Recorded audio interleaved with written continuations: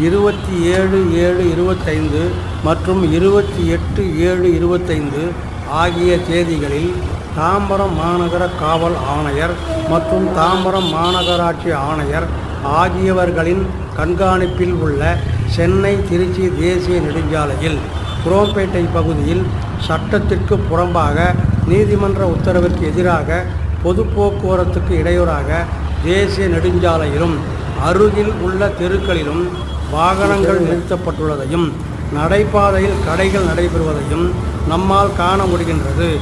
இவற்றால் குரோம்பேட்டை பகுதியில் வார விடுமுறை நாட்களிலும் பண்டிகை நாட்களிலும் கடும் போக்குவரத்து நெரிசல் ஏற்பட்டு முறையற்ற வாகன இயக்கத்தால் விபத்துக்களும் உயிரிழப்புகளும் ஏற்படுகின்றன.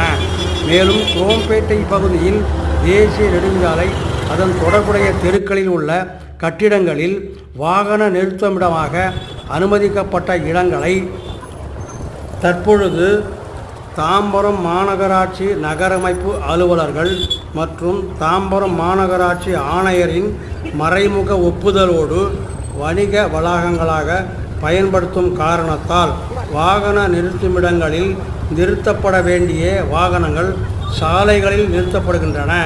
இவற்றை கண்டுகொள்ளாமல் இருக்க இடைத்தரகர்கள் மூலமாக தாம்பரம் மாநகராட்சி நகரமைப்பு அதிகாரிகளுக்கும் ஆணையருக்கும் நகரங்கள் கைமாறுவதாக சொல்லப்படுகின்றது.